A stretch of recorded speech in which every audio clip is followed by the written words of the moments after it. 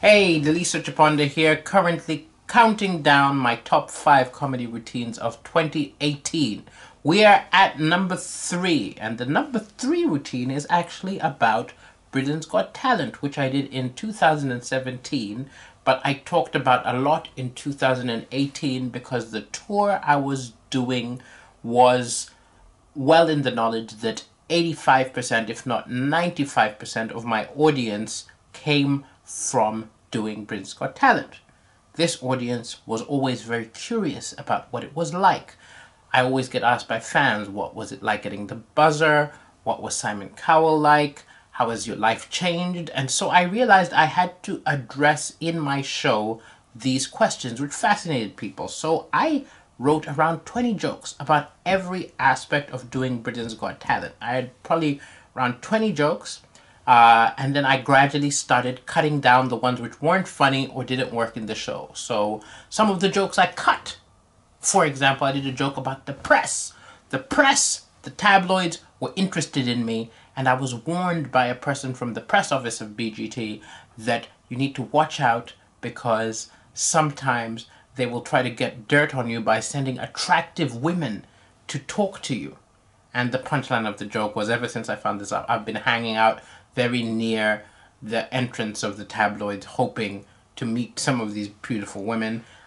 I removed it because it wasn't funny enough. I had a story about going to a summer party of Simon Cowell and being surrounded by people who were much more famous than I was and feeling intimidated.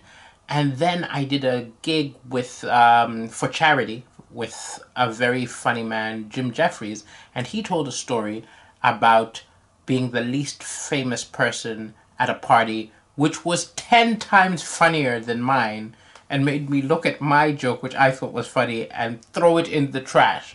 And gradually I pared away from 20 jokes to 10 jokes, to finally I had 5 jokes. 3 of these jokes are the routine which you're about to watch.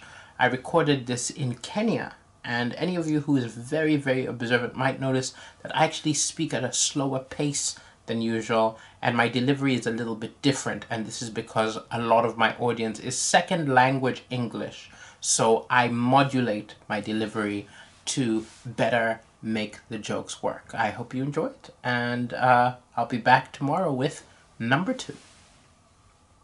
Because I did a competition just like this. I did Britain's Got Talent. I was terrified. I was terrified. I can only imagine how you're feeling. I ended up coming third, right? And I'm very happy with third. Because the way I look at it, coming third, if it's the Olympic 100 meters, is like being the first white guy.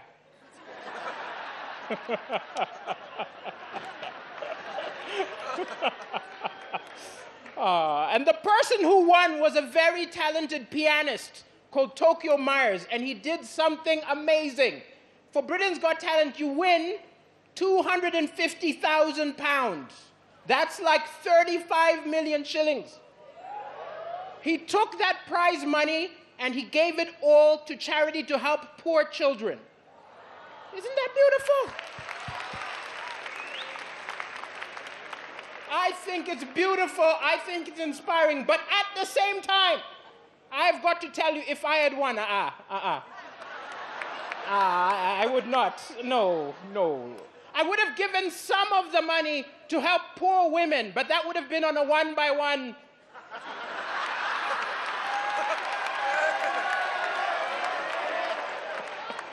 Personal arrangement basis. Because it's hard to give away money. Like, you know Usher, the singer Usher. Are you fans of Usher? Last year, he gave a woman herpes. He gave her an STD, but to apologize, he gave her $1.1 million. $1 million for herpes. I think that's a bargain. If you give me $1.1 million, you can even give me Ebola. It's fine.